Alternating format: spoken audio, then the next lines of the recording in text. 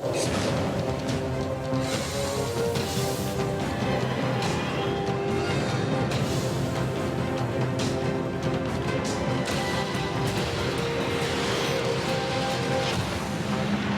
ने हमेशा इन मसाइल से अवाम को रोशनास करवाया जिनसे अवाम को गुमराही में रखा गया, सच को छुपाया गया और खुद को इन्वेस्टिगेटिव जर्नलिस्ट का दावेदार कहने वालों की क्वालिफिकेशन ही वो नहीं कि वो चीज़ों को समझ सकें और अवाम को समझा सकें। मक्खन जो एक डेयरी प्रोडक्ट होता है और मक्खन निकालने के बाद घी बनाया जाता है। आप देखकर हैरान हो जाएंगे कि खुफिया ने इन मशहूर ज़माना लोगों के कारखानों पर कार्रवाई की जो मक्खन और घी के बड़े सप्लायर थे।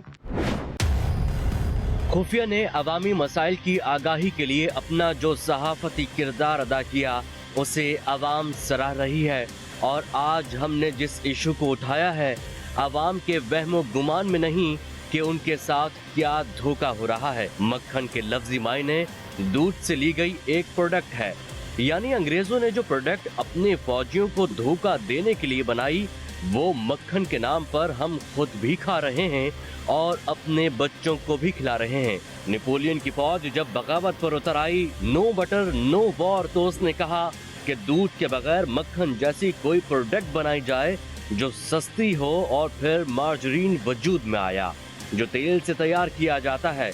लेकिन मक्खन जो दूध से निकलता है उसकी कीमत और मार्जरीन की कीमत में कोई फर्क नहीं।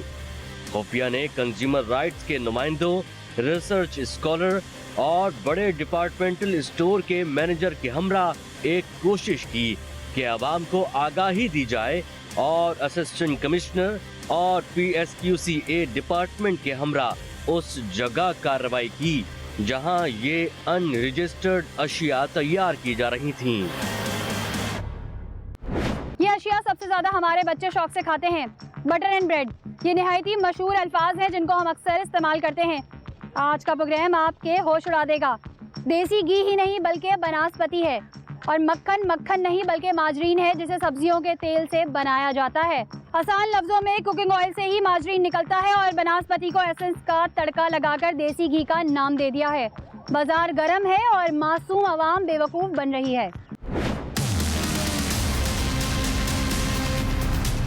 नाज़रीन, इस वक्त हमारे साथ असिस्टेंट प्रोफेसर गफरान साहब और CRPC के चेयरमैन शकील साहब मौजूद हैं। अच्छा, इम्तियाज़ सुपरमार्केट आने का मकसद ये है कि लोगों को ये अवेयरनेस बेसिकली दी जाए कि बटर में और माजरीन में क्या फ़र्क होता है। तो हम अंदर जाके क्या चेक करेंगे? बुनियादी तौर पे हमें ये देखना है कि शेल्फिंग जो की हुई है वो प्रॉपर है या नहीं है। यानी बटर जहाँ पर रखा हुआ है वहाँ पे मार्क हो कि ये डेयरी फैट आइटम है और जहाँ पे मार्जिन आइटम्स हैं उनको सेग्रीगेट किया जाए नॉन डेयरी आइटम्स के थ्रू। अच्छा, लोगों की अवेयरनेस के लिए बेसिकली ये प्रोग्राम किया जा रहा है, तो आपने कभी कंज्यूमर को ये अवेयरनेस देने की कोशिश की कि आया जो चीज़ हम कोई भी चीज़ होगी अगर हम किसी भी नाम से ख़रीदते हैं तो उसके वो फ़वाइद हैं भी, जैसे कि अगर अभी हम बटर पे और मार्जिन पे बात कर रहे हैं तो क्या कभी आपने ये भी अवेयरनेस देने की लोगों को कोशिश की कि बटर और मार्जिन में क्या फ़र्क है?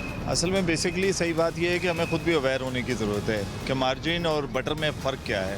तो हकीकत बात यह है कि कोई इस पर कोई ख़ास काम नहीं किया गया और मैं समझता हूँ कि ये बहुत बड़ा काम है कि ताकि लोगों को एक अवेयरनेस भी जाएगी और लोगों को पता चलेगा दोनों में फ़र्क क्या है। चलो जी, अंदर चलते हैं, चेक करते हैं। शॉर्ट फॉर्म में आपको बता दूं कि बटर जो होता है वो बेसिकली जो डेयरी प्रोडक्ट होती है उससे जो है वो तैयार किया जाता है, वो बटर होता है, और जिसकी डेयरी सोर्स नहीं होती वो मार्जिन होता है।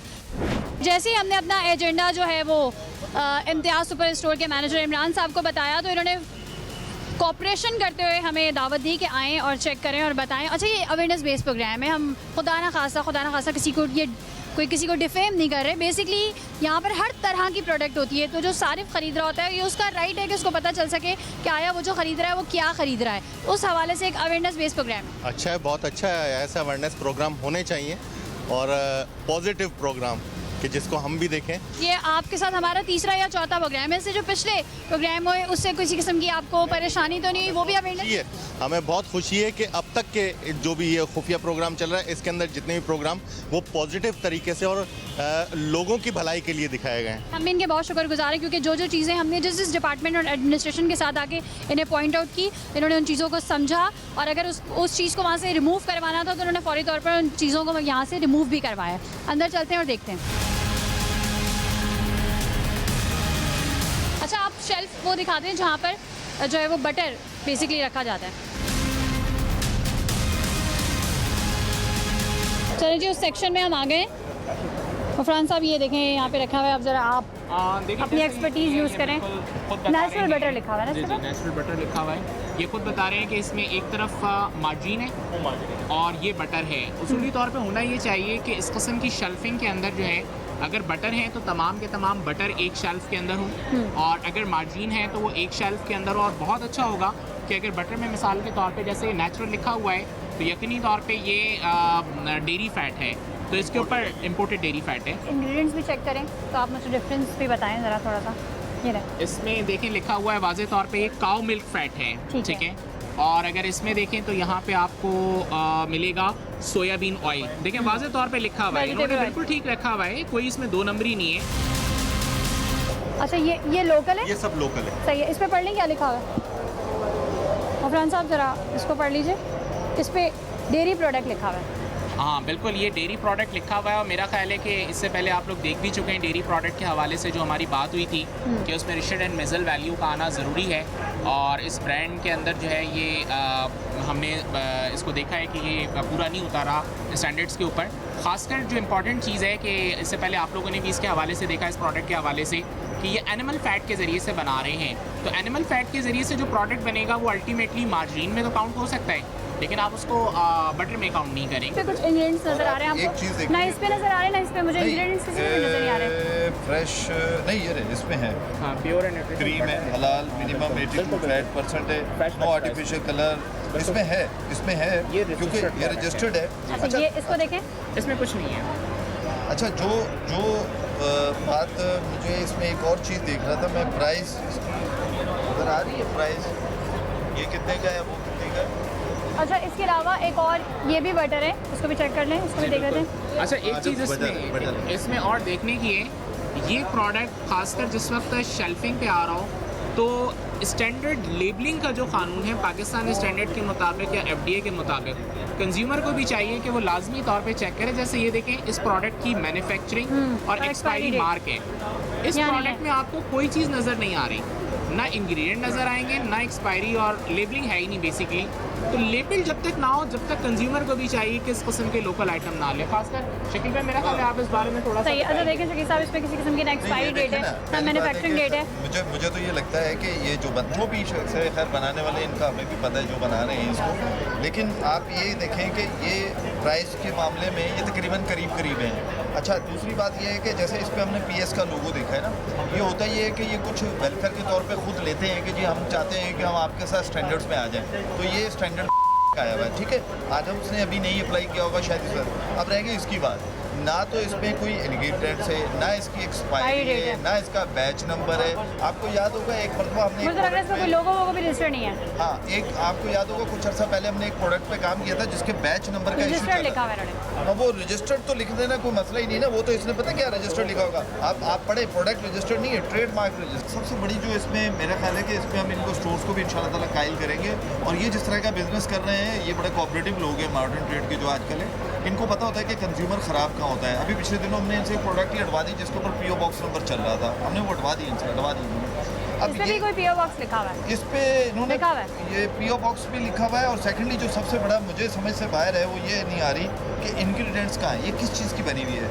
मेरे ख्याल में सही है। वो तो होना थोड़ा सा चाहिए इमरान साहब को बेसिक समझाएं। राइट से, मेरा ख्याल है सारिफ का कि वो उसको- सही है। इमरान साहब देखें, इसमें 2-3 चीज़ें जो है ना, वो देखिए इसमें ना एक्सपायरी डेट है, ठीक है, ना मैन्युफैक्चरिंग डेट है, और ना इंग्रेडिएंट्स हैं इसके ऊपर। तो कैसे पता चलेगा? अच्छा, आप लेकिन ये देखें। डेली बेसिस पे हमारे पास चेंज होता है। आइटम डेली नहीं, आपके पास से तो होता है, वहाँ से पता नहीं कब का आ रहा है। यहाँ से चेंज होगा किसी और के पास दुकान पे चला नहीं, आप समझे जैसे नहीं। ब्रेड होती है, नहीं, आप ये इससे अंदाज़ा लगाएं। ये कितना ज़बरदस्त इस पे ये जो तरीक़ेकार है ना, वहीं से जहाँ से पैकिंग हो रही है वहीं से क्यों नहीं लग कर आता? बहुत ही ज़बरदस्त इशू इस वक्त अब तक ने उठाया। मैं कहता हूँ ये कंज्यूमर के लिए तो बहुत ही बेनिफिट है कि इस पे कहीं भी कंपोजिशंस भी नहीं है, क्या इंग्रेडिएंट्स क्या है, इसमें डला हुआ क्या है। अच्छा हमें मालूम है इसमें क्या डला हुआ, वैसे हमने अपने तौर पे इस चीज़ को देखा हुआ है कि ये क्या डला हुआ, वो तो बात की सही, वो तो हम जब टेस्ट करेंगे, टेस्ट में क्लियर आ जाएगा बात इसमें क्या है है। कि ये क्या चीज़ है। लेकिन फिलहाल जो दुख की बात है, जो परेशानी की बात है कंज्यूमर के लिए, वो ये है कि इस पर कहीं भी नहीं लिखा हुआ ये है क्या चीज़। लेकिन इस पे यहाँ ये ज़रूर लिखा है कि डेयरी प्रोडक्ट है। अच्छा ये देखिएगा, ये क्या लिखा, प्योर टेबल बटर। सेकेंडली ये ब्लू है, ये रेड है, क्या प्राइस भी सेम है, सब कुछ सेम है, तो ये दो कलर्स क्या क्यों चला रहा है ये? सल्टेड और नॉन सल्टेड, कहाँ लिखा हुआ है ये इसकी ये बस ये क्या कलर की पहचान है। ये तो कोई बात ही नहीं हुई। ये कलर जब नहीं, आता ये तो है, आपके लिए अच्छा ये है ना। हम इसको फिर मेंशन करते हैं कि ये कौन सा सल्टेड है और कौन सा नॉन। ये आपके इसमें आ गया, चलो। हाँ। लेकिन सही है। चलिए जी, ये किस में नमक मौजूद है और किस में नहीं है, ये इसलिए कलर डिफरेंस है। ये जब कार्टन आता है तो उसके ऊपर ये मेंशन होता है कि कौन सा सॉल्ट वाला है और कौन सा बगैर सॉल्ट वाला है, तो वो चीज़ हम फिर इसके ऊपर भी मेंशन कर देते हैं। अच्छा, अब हम ये करेंगे गफरान साहब, एक तो इसको ले लेते हैं हम, इसकी सैम्पलिंग कर लेते हैं, ठीक है, और चेक कर लेते हैं कि इसके रिज़ल्ट्स क्या आते हैं। अगर इसके रिज़ल्ट सही नहीं आए तो फिर इसकी जहाँ पे तैयारी हो रही है वो भी जाके चेक करेंगे, और इसके साथ साथ हम एक बटर के नाम से जो मिल रहा है उस सैम्पल को भी कलेक्ट कर लेते हैं ताकि हमें डिफ्रेंशिएट हो जाए। बिल्कुल सही है, ऐसे ही करें ताकि इससे पता चल जाए। और सबसे इम्पॉर्टेंट ये है कि मैं यहाँ पे भी मैनेजर साहब से गुजारिश करूँगा, ख़ासकर खाने पीने के आइटम्स के लिए 2 चीज़ों का आप ज़रूर ख्याल रखें। पहली चीज़ ये कि किसी भी आइटम को, जब आप फूड आइटम को ले रहे हो तो उसकी मैन्युफैक्चरिंग और एक्सपायरी डेट लाजमी हो कि कब उसकी मैन्युफैक्चरिंग हुई है और कब वो एक्सपायर होगा, खाने के लिए बड़ा इंपॉर्टेंट है।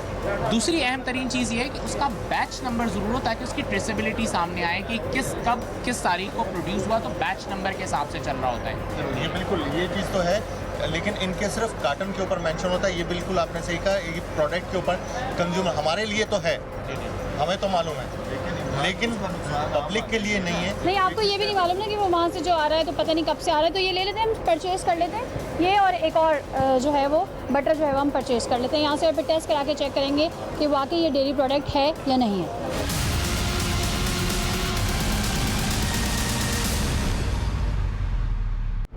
दूध से मक्खन और मक्खन से घी निकलते तो सुना और देखा भी, मगर यहाँ दूध से गिलाज़त और घी से दोबारा मक्खन भी तैयार किया जा रहा है, जो आप देखेंगे मगर इस ब्रेक के बाद। कहीं मत जाइएगा, खुफिया के साथ रहिएगा।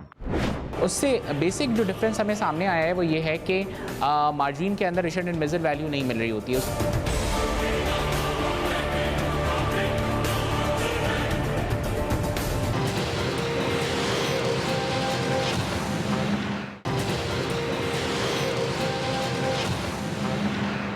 घी और मक्खन का पोल खोल दिया। दरअसल आपकी मासूमियत से फायदा उठाने वालों के लिए सबसे अहम है पैसे कमाना और आवाम को बेवकूफ़ बनाना। आप अशिया खरीदने से पहले 100 बार तस्दीक कर लें कि आया ये कौन से ब्रांड का कौन सा मक्खन है या मार्जरीन।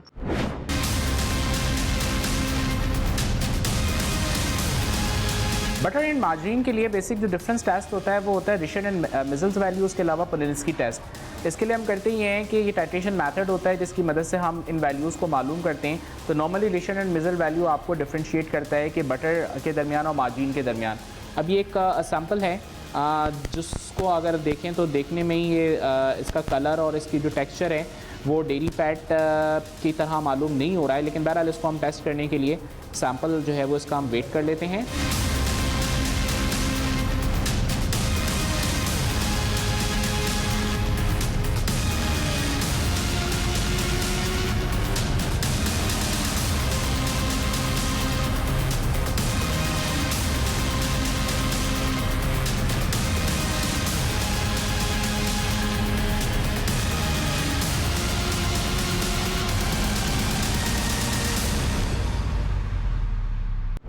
नाज़रीन, इस वक्त हम कराची यूनिवर्सिटी के फूड एंड साइंसेस डिपार्टमेंट में मौजूद हैं और हमारे साथ असिस्टेंट प्रोफेसर गफरान साहब मौजूद हैं। गफरान साहब, हमने परचेजिंग की डिफरेंट जगहों से, डेयरी प्रोडक्ट के नाम से जो मक्खन मिल रहा था हमने लिया, उसको अब आप लेबॉर्ट्री में चेक करें तो आपने क्या पाया जो इस वक्त मार्केट में डेयरी प्रोडक्ट के नाम से मौजूद है? वो आया मक्खन है, मार्जिन है या क्या है?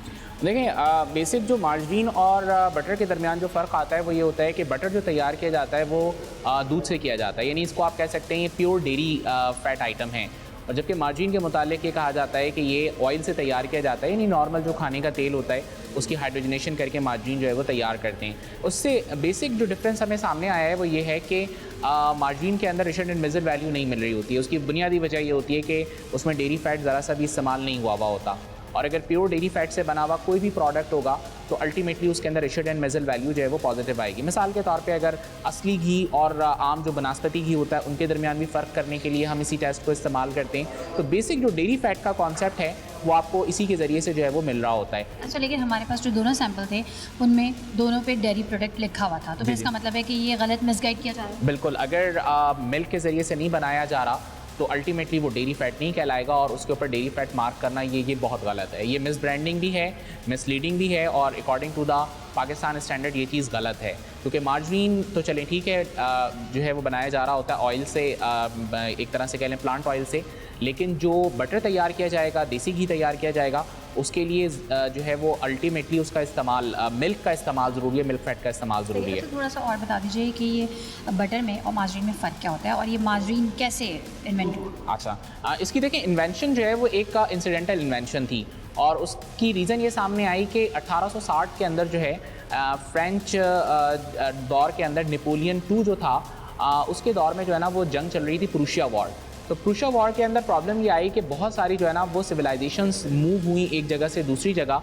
तो जो आप एक तरह से कह लें विलेजेस के अंदर, गाँव के अंदर जो लोग थे वो शहरों की तरफ शिफ्ट हुए, माइग्रेशंस हुई। तो जो एनिमल्स थे वहाँ से जो मिल्क प्रोड्यूस होता था और उनके ज़रिए से जो बटर बनाया जाता था, उस बटर की प्रोडक्शन बहुत कम हो गई।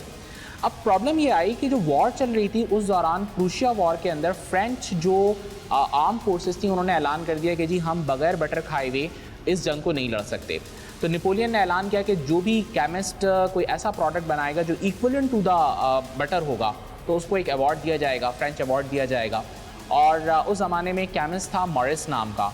मॉरिस ने जो है ना वो ये प्रोडक्ट तैयार किया। उस ज़माने में ये प्रोडक्ट जो तैयार हुआ था उसको नाम दिया गया था ओलियो मार्जरीन का, जिसका मतलब होता है पर्ली लस्टर, यानी बिल्कुल देखने में मोती की तरह का। और उसको बनाया किस तरह से गया था कि एनिमल का जो फैट होता है, जानवर की जो चर्बी होती है, उस चर्बी को पिघलाने के बाद जो उसका ऑयली और थोड़ा सा सॉफ्ट पोर्शन जो होता है उसको अलग अलग कर लिया गया। और उसके अंदर फिर जो सॉफ्ट पोर्शन आया उसमें मिल्क पाउडर हो गया, लिक्विड मिल्क हो गया, उसके अंदर नमक हो गया, ये तमाम चीज़ें मिला के एक ऐसा टेस्ट डेवलप किया गया जो देखने में और खाने में बिल्कुल बटर के इक्विवेलेंट था। और आप अंदाज़ा लगाएं कि लोगों को पता ही नहीं चला, वहाँ की जो आर्म फोर्सेस थी वो पूरा साल जंग लड़ती रहीं, मार्जरीन खाती रहीं, ओलियो मार्जरीन। और इस तरह से जो है वो पूरी जंग जो है वो फ्रेंच वॉर जो थी वो प्रूशिया के अगेंस्ट वो उन्होंने जीत ली। बाद में फिर ये एक पेटेंट के तौर पे सामने आया और ये पेटेंट फिर दुनिया के सामने खुलता चला गया और आज मार्जिन की एक बहुत बड़ी मार्केट है। अच्छा, 1920s में एक थोड़ा सा स्विच ये हुआ कि ये उस वक्त महंगा पड़ता था, ये वाला प्रोडक्ट मार्जिन जो था ये महंगा पड़ता था। तो इसमें स्विच ये आया कि इसको फिर प्लांट के ऑयल से, यानी जिसको हम कह रहे होते हैं लाइक सोयाबीन ऑयल या दूसरे ऑयल जो होते हैं, उनके ज़रिए से इसको डिज़ाइन करना शुरू किया गया। उस ज़माने में एक तरीका दरियाफ्त हुआ था जो कहलाता है हाइड्रोजनेशन ऑफ फैट, जिसके ज़रिए से बनस्पति घी भी बनाया जाता है या दूसरे किस्म के प्रोडक्ट तैयार किए जाते हैं। तो वो जो रेवोल्यूशन थी जिसके ज़रिए से हाइड्रोजनेशन परफॉर्म की गई, तो जो प्रोडक्ट हासिल हुआ वो बेसिकली मार्जरीन डिज़ाइनिंग के लिए बड़ा कारआमद हुआ। अब जितने किस्म के मार्जरीन बन रहे हैं उसके अंदर आम तौर पे हाइड्रोजनेशन का जो प्रोसीजर इस्तेमाल किया जाता है उसमें ट्रांस फैट बहुत ज़्यादा हैं। अब ये दुनिया भर में एक डिबेट चल रही है कि जी ट्रांस फैट जो है वो सेहत के लिए नुकसानदेह, खासकर हार्ट के जो प्रॉब्लम्स हैं, CVDs के जो प्रॉब्लम है पाकिस्तान में बहुत ज़्यादा हैं। मैं आपसे ये सवाल पूछना चाह रही थी कि एक बटर में और मार्जरीन में वैसे टेस्ट के हिसाब से तो आपने बता दिया कि सिमिलर होता है, शक्ल भी एक जैसी होती है, लेकिन उसके बेनिफिट्स क्या हो सकते हैं और नुकसान क्या क्या? देखिए, मार्जरीन का जो बेसिक नुकसान है वो ये है कि trans fat, possibly trans fat होता है, जिसके बारे में क्लियर कट आवाम को पता है, जो बताया गया है, जो रिसर्चेस सामने आई हैं कि ट्रांस फैट के ज़रिए से cardiovascular disease, liver disease, kidney disease, उसके अलावा बेतहाशा किस्म की बीमारियां जो हैं वो होने के चांसेस होते हैं। उसके मुकाबले में बटर के इक्विवेलेंट जो मार्जरीन को प्रोड्यूस किया गया था वो बीमारियों से बचाने के लिए प्रोड्यूस किया गया था, क्योंकि बटर के अंदर जो है ना वो सैचुरेटेड फैट बहुत ज़्यादा होते हैं और मार्जरीन के अंदर उसके मुकाबले में अनसैचुरेटेड फैट, जिसको हम कहते हैं गुड फॉर हेल्थ। लेकिन उस गुड फॉर हेल्थ के साथ जो ट्रांस फैट लगा उसने सेहत को और ज़्यादा जो है वो नुकसान पहुंचाना शुरू कर दिया। तो इसके मुकाबले में हम ये कह सकते हैं कि मार्जरीन एक सिंथेटिक प्रोडक्ट है, लेकिन उसकी जो एक अच्छी बात थी जो वो ट्रांस फैट के ज़रिए से जो है वो मिसगाइड हो गई। उसके मुकाबले में बटर का इस्तेमाल सदियों से चला आ रहा है, एक नेचुरल प्रोडक्ट है और उसके अगेंस्ट आप ये कह सकते हैं कि अब तक कोई इतनी ज़्यादा डिजीज़ जो हैं वो रिपोर्टेड नहीं है थोड़ी बहुत कि फ़ैट के ज़रिए से, सैचुरेटेड फ़ैट के ज़रिए से जो हो रही होती हैं, लेकिन ट्रांस फैट वाला नुकसान नहीं है जो मार्जिन के ज़रिए से पॉसिबली हो सकता है। कानूनी तौर पर ऐसे कारखाने का चलना भी एक जुर्म है। यहाँ जिस तरीके से काम जारी था, इस सफाई से तो शायद जानवरों को खिलाई जाने वाली अशिया तैयार होती है जिस तरह से ये कारखाना चल रहा था। आबादी के बीचों बीच इस तरह से ये कारोबार चलना इंसानियत सोज अमल है। असिस्टेंट कमिश्नर के सवालों के इन सफाक मालकान के पास जवाब ही ना थे। अगर सिंध फूड अथॉरिटी मौजूद होती तो ये कारखाना सील हो जाता। अथॉरिटी ना होने का फायदा सबसे ज्यादा किसे हो रहा है, आप देखेंगे मगर इस ब्रेक के बाद। देखिए ये तो बिल्कुल अनहाइजेनिक कंडीशन है ना। बंदों की हालत देखे, वो उन्हीं नेकेड हेड से वो सारा काम चेक कर कर रहे लेते हैं। हैं इनके हाथ।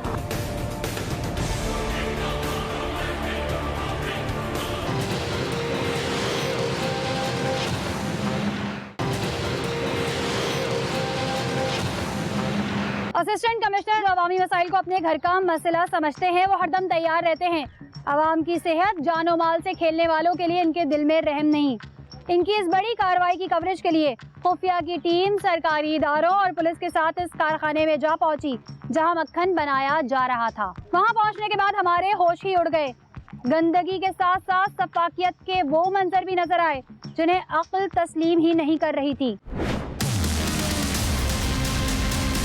नाज़रीन, इस वक्त PSQCA ने एक ब्रांड है जो कि पैक ब्रांड है, उस पर रेड प्लान की है। असिस्टेंट कमिश्नर मोहम्मद अली भी मौजूद हैं और हम इनको कवरेज देने के लिए यहाँ पर मौजूद हैं। मोहम्मद अली असिस्टेंट कमिश्नर यहाँ मौजूद है। मोहम्मद अली की तारीफ में सिर्फ इतना ही कहूँगी कि ये वो लीडर ऑफिसर हैं जहाँ काम करते हैं बिला इम्तियाज़ कार्रवाई करते हैं। अच्छा, मुझे ये बताइए मोहम्मद अली साहब, यहाँ पे हम जा रहे हैं, क्या क्या चीज़ें चेक की जाएंगी? देखिए, हमारे पास एक कंप्लेंट है, ये बटर क्लेम कर रहे हैं कि बटर बना रहे हैं, लेकिन चेक करवाया है तो ये बटर नहीं, वेजिटेबल ऑयल है। बटर के लिए ज़रूरी है कि डेयरी प्रोडक्ट होना चाहिए। चलें जी, चलते हैं और देखते हैं।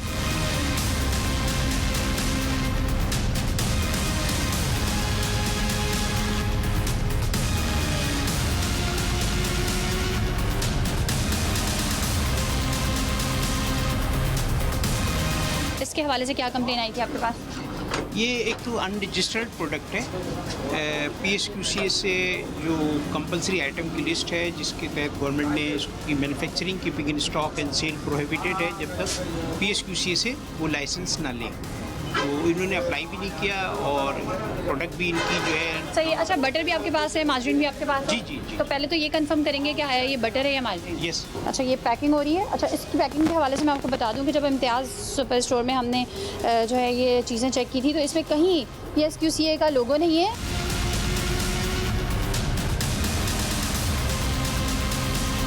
अगर आप एक दफ़ा ट्रेडमार्क बन जाते हैं तो आपके लिए ज़रूरी हो जाता है कि आप PSQCA से भी रजिस्ट्रेशन अपनी करवाएं। Addition of the license of PSQCA कि you have a trademark registry certificate.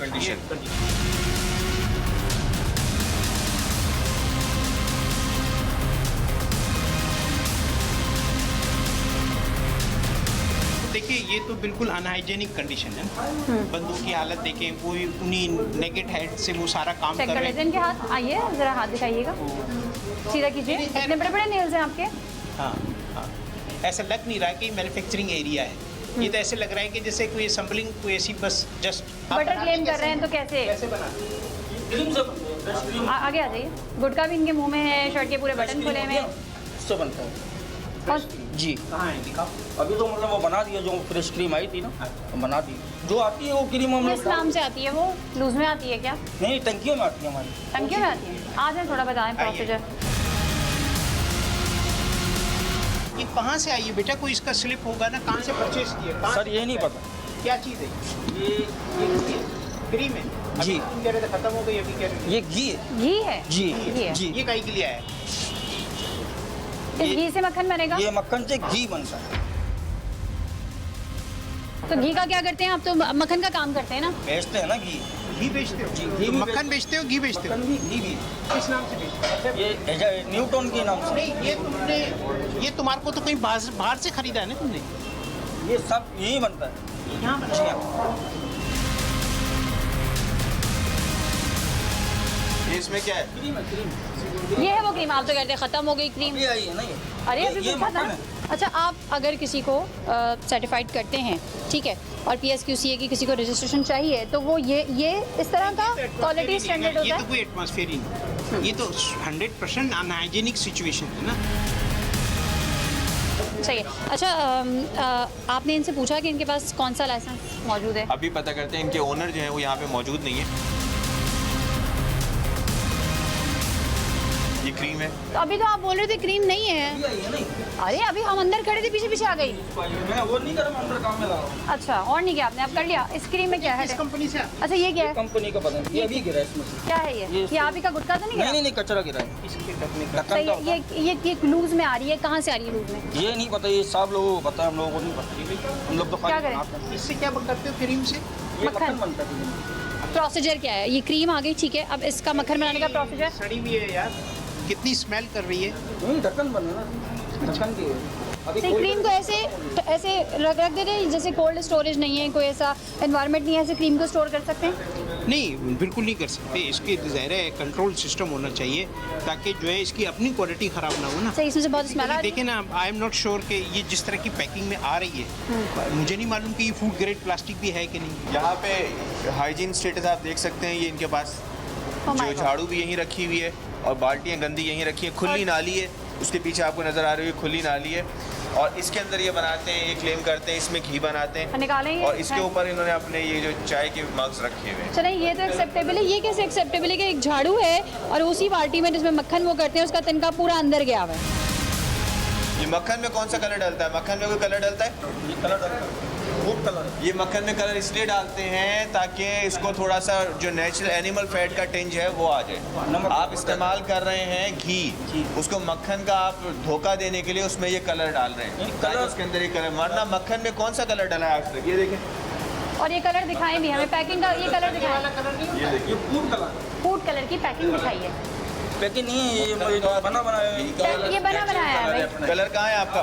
बाकी कलर किधर है? अच्छा, ये कलर। अच्छा, ये खोलो।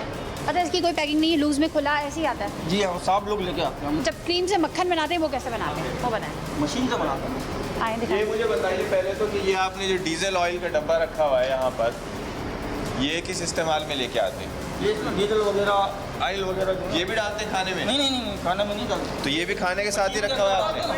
मशीन के अंदर डालते हैं। तो ये आपने खाने के उसमें रखा हुआ है, ये कलर, यही कलर भी रखा हुआ है खाने का, और यहीं पे ये भी रखा हुआ है। वहीं डीजल ऑयल भी पड़ा हुआ है, वहीं पे एडिबल कलर भी पड़ा हुआ है, और वहीं घी भी बन रहा है, वहीं बकौल लेकिन हमें नहीं पता ना ये कौन सा कलर है, ये तो मुझे ये इन्हें भी नहीं पता, हमें क्योंकि किसी को नहीं पैकिंग पता। ही ये आप शायद टेस्ट कर सकेंगे, बता लूज सकेंगे। में।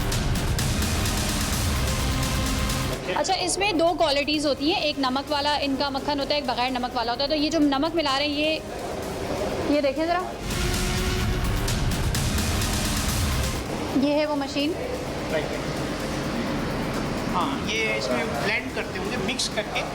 वो जो कह रहे हैं ना, वो जो पेस्ट्री क्रीम को बीट इसी में करते होंगे ना?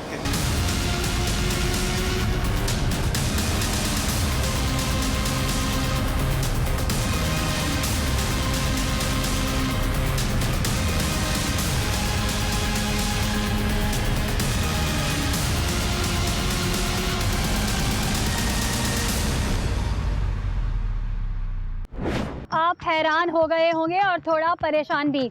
हमारे प्रोग्राम का मकसद ही ये है कि आवाम में शऊर बेदार किया जाए। आप अपने हुकूक के लिए आवाज़ बुलंद करें। सारिफ की आवाज़ ही सारिफ को हक दिलाएगी। कंज्यूमर राइट की अदम दस्तयाबी के बायस ये माफिया खुद को आज़ाद समझकर मनमानियों में सरगर्म है, मगर कानून हरकत में रहे और असिस्टेंट कमिश्नर दलेर हो तो लगाम डालना कोई मुश्किल काम नहीं। कार्रवाई हुई, वो भी कामयाब, जो आप देखेंगे मगर इस ब्रेक के बाद। कहीं मत जाइएगा, खुफिया के साथ रहिएगा। आप किस बेसिस पे मतलब फील करना चाह रहे हैं? जी, आप ये तो बताएं कि किस बेसिस पे आप इस तरह का काम कर रहे हैं?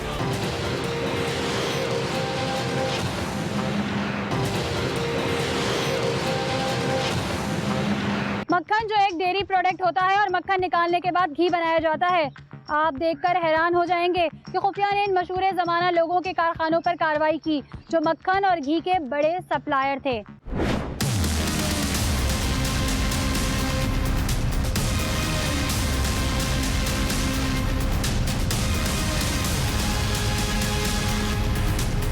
बुलाएं कि वो जो थे, जो गाइड कर रहे थे, उनको बुलाएं। मैं उनसे पूछूंगी मक्खन निकालने के लिए बर्फ़ यूज़ करते हैं, क्या करते हैं?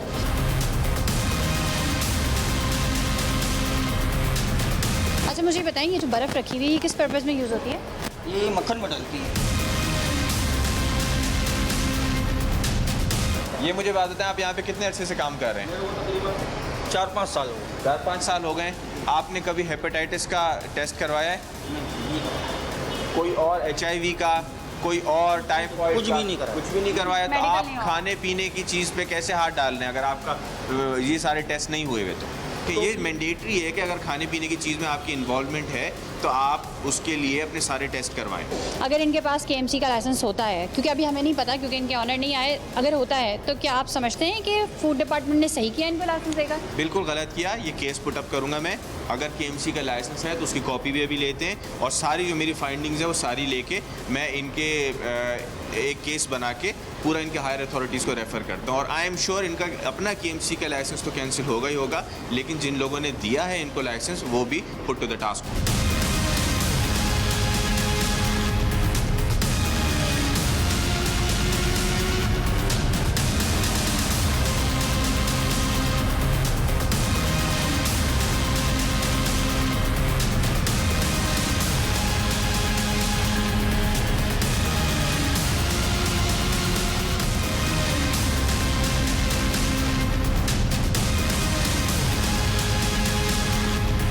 सबसे पहले क्रीम आई जो कंटेनर में दिखाई, ठीक है, क्रीम आई। उसके बाद बर्फ़ और ये फिर आप मशीन में डालेंगे, जी। ठीक है, उसके बाद मक्खन बन जाएगा, यहाँ आ जाएगा। मक्खन जब तैयार हो जाता ना फिर कटिंग रूम में आएगा। सही। अब कटिंग रूम में क्या क्या आपके आलात हैं ज़रा मैं दिखा दूँ। ये है, ये क्या करता है? इससे कटिंग होती है। ठीक है, ये क्या है? ये सांचा है फरमा। मोहम्मद अली साहब इधर आए। ये देखें, ये जो इनकी स्टेम्स हैं जिससे ये इसको काटते हैं, ठीक है, इसका एक वेट तय करते हैं। ये कैसे नीचे रखी हुई है देखें आप। Oh my God।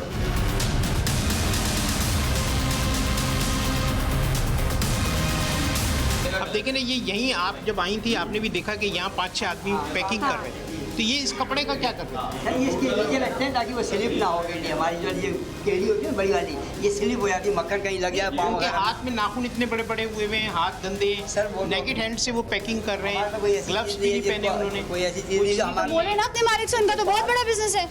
उनका काम है ना, बोले क्या बोलेंगे हम। मोहम्मद अली साहब आप बात कीजिए। क्या है आप किस बेसिस पे मतलब सील करना चाह रहे हैं? जी आप ये तो बताएं कि किस बेसिस पे आप इस तरह का काम कर रहे हैं अनहाइजीनिक। आपके पास PSQCA का लाइसेंस है आपके पास, सिविल अथॉरिटी का? जो है ना, फूड लाइसेंस है और ट्रेड लाइसेंस। फूड लाइसेंस हो गया इनके पास। फूड लाइसेंस है आपके पास? फूड इंस्पेक्टर के पास आते हैं। कब इंस्पेक्शन हुई थी आखिरी आपकी? वहाँ में हमारा जो आदमी है उसके पास फोटो कॉपी में रखा के जाता हूँ। आप मुझे प्रोवाइड करवाएं, आपका लाइसेंस जो है वो प्रोवाइड करवाएं आप मुझे। आपका आदमी कौन है भाई इनका आदमी? अच्छा, थोड़ा सा PSQCA के हवाले से लोगों को बताइए कि ये वफाक का इदारा है और ये कॉम्प्रोमाइज़ नहीं करता। बड़े बड़े ब्रांड मार्केट से उठा के सील भी किए हैं अगर वो क्वालिटी के मेयार पे पूरे नहीं होता। नहीं, PSQCA एक सेंट्रल गवर्नमेंट का इदारा है और ministry of science and technology के अम्ब्रेला के साथ काम करता है और इसकी अपने एक्ट हैं, इसके अपने रूल्स हैं जो कि पार्लियामेंट से अप्रूव्ड है। वो ये ऑब्जर्वेशन। बात करें, आप ज़रा कीजिए इनसे बात ना, जावेद साहब। हेलो, अस्सलाम वालेकुम। जी, कौन सा बोल रहे हैं? यार देखिए, मैंने बताया कि मैं डेंटिस्ट के पास जा रहा हूँ और कर सकता हूँ। मुझे उन्होंने जो इंजेक्शन लगाया उस पर चक्कर आ रहे हैं, मैं नहीं आ सकता। और दूसरी बात ये है कि ये किस ग्राउंड पे आप कार्रवाई कर रहे हैं, जी, हमने यहाँ दे दिया है सब कुछ, जो कुछ डॉक्यूमेंट था ना हमने दे दिया है यहाँ पर सारा, सब दफ्तर का नाम, पता, एड्रेस और किस कानून के तहत कार्रवाई कर रहे हैं सब लिखा हुआ है उसके तहत। ये आप बता दीजिए, ठीक है। ये सीज हो रहा है, आप काम नहीं कर सकते। मेरा बेटा भी, मैं उसके थ्रू भी जो है ठीक है, करवा सकता। जी, बेहतर वो आपका हक है। आप हमारी इन्वेस्टिगेशन करें या अदालत के थ्रू करें, वो आपका राइट है, वो आप ज़रूर कीजिएगा, उसके लिए मैं मना नहीं करूँगा आपको, वो आप ज़रूर कीजिएगा।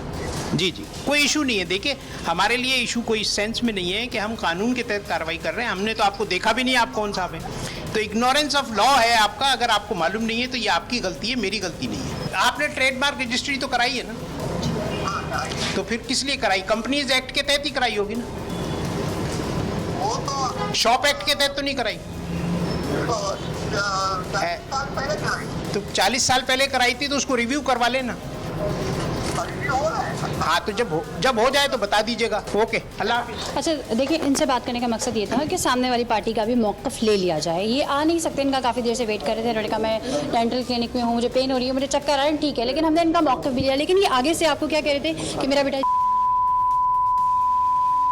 ठीक है, अच्छी बात है करवाएं, लेकिन करना चाहिए। इसके बाद क्या मुंह दिखाएंगे? नहीं देखिए, मैं यहाँ इत्तेफाक की बात है, हमने पहले भी काफ़ी साल पहले भी बड़ी बड़ी कंपनी सील की थी, तो उस वक्त भी एक साहब कहते थे कि वज़ीर आज़म से हमारी बात हो गई है आपकी नौकरी। मैंने कहा यार मेरी नौकरी की तुम फिक्र नहीं करो, तुम अपने काम की फिक्र करो कि ये माल अनलोड हो जाए। नॉर्मली मतलब जो आपका एक्सपीरियंस है जी, वो जी, शेयर करें, हम मैं- अपने आप को भी एहतसाब के पहले खतरे भी में खड़ा हमने करें ना। इनके साथ एक लुब्रिकेटिंग ऑयल फैक्ट्री पिछले 1 महीने पहले सील की थी। उसका एडवांटेज ये हुआ कि लोग फिर कंप्लाई करने लगे और बहुत सारी कंपनीज आने लग गई। लोगों को, पब्लिक को पता चल गया कि भाई PSQCA lubricating oil, engine lubricating oil पे भी काम करता है। ये सीज कर रहे हैं, ठीक है। मैं बताती चलूँ, हमारे प्रोग्राम का मकसद सिर्फ आगाही है, और इस वक्त हम यहाँ पर PSQCA और असिस्टेंट कमिश्नर मोहम्मद अली साहब ने जो रेट प्लान किए है उसको कवरेज देने के लिए यहाँ मौजूद है। यहाँ पे जो जैसी चीज़ें हैं वो तमाम की तमाम आपको दिखाई जा रही हैं। चलें जी, ये KMC के आ भी गए। अच्छा, आप मुझे ये बताइए कि अभी जो यहाँ सैंपल कलेक्ट करेंगे उसके बाद ये इस चीज़ की भी कंफर्मेशन होगी आया ये जो तैयार कर रहे हैं ये बटर है या मार्जिन है? डेफिनेटली जब टेस्ट होगा तो उससे अंदाज़ा हो जाएगा कि जब हमारी लैब टेस्ट करके बताएगी तो उससे अंदाज़ा हो जाएगा कि ये क्या चीज़।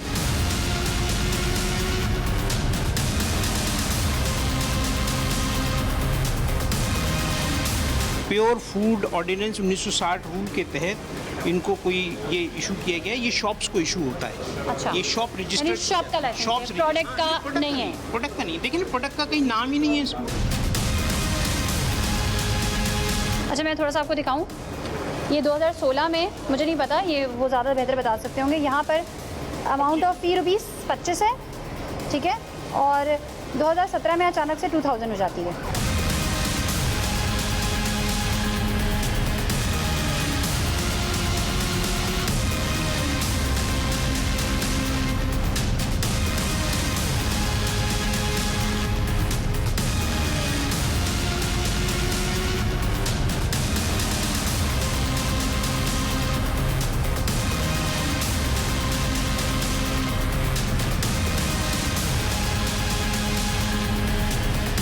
न्यूटॉन डेयरी की क्या हकीकत थी वो हमने आपको दिखाई, और हमारा मकसद सिर्फ आपको रियलिटी ही दिखाना है, किस तरीके से बन रहा है, क्या प्रोसीजर है, कैसा सिस्टम है। एडमिनिस्ट्रेशन के साथ इस वक्त जो है आपने देखा कि क्या अंदर का प्रोसीजर था, क्या तरीक़ेकार था। इसके बाद भी अगर आप इस तरह का मक्खन खाते हैं और इस तरह की चीज़ों को का बाइकआउट नहीं करते, इनको बनने देते हैं, तो फिर वो आपकी मर्ज़ी।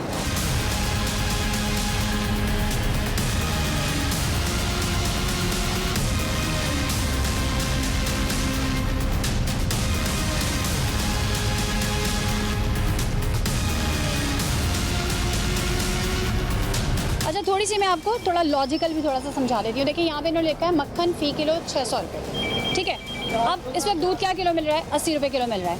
अगर आप 10 किलो दूध लेते हैं और उसमें से मक्खन निकालते हैं तो आधा किलो से थोड़ा सा ऊपर यानी 600 ग्राम जो है वो मक्खन निकलेगा, और 10 किलो दूध की कीमत हो गई 800 रुपये। तो 800 रुपये में तो आधा किलो जो है वो मक्खन निकल रहा है, तो आप 600 में कैसे बेच सकते हैं? यानी कि अगर हम बात करें कि मक्खन फ़ी किलो इन्होंने 600 लिखा है, तो 20 किलो जब दूध इस्तेमाल होगा और उससे मक्खन निकाला जाएगा तो 1 किलो से थोड़ा सा ऊपर निकलेगा, यानी कि 1600 में 1 किलो से थोड़ा सा ऊपर मक्खन निकलेगा। तो आप 600 में बेच कैसे सकते हैं? इसका मतलब है कुछ ना कुछ घोटाला है। यानी ये जो क्रीम आ रही है, ये क्रीम जो है वो दूध की सोर्स से नहीं आ रही, ये घी या कोई और चीज़ है। जब टेस्ट होगा तो और तमाम चीज़ें आपको क्लियर हो जाएंगी, लेकिन प्राइस से अगर आप थोड़ा सा अपना माइंड इस्तेमाल करके सोचें तो आपको समझ नहीं आएगा।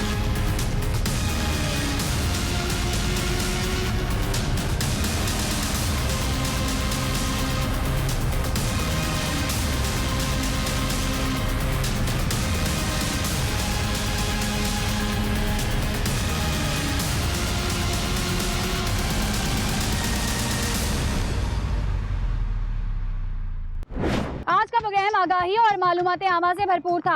आप भी अपने गिरदोनवा में देखते रहिए और इस तरह के कारखानों की इत्तला करीबी सरकारी दफातर या फिर पुलिस स्टेशन में दीजिए, या फिर KHF लिखकर 8835 पर SMS कीजिए।